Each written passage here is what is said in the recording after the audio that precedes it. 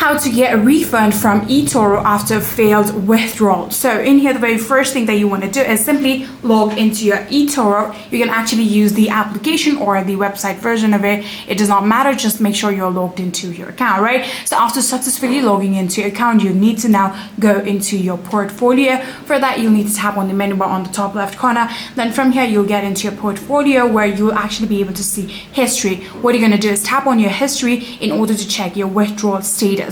So in here, if it has really failed, you can now open the support ticket via your eToro customer service center.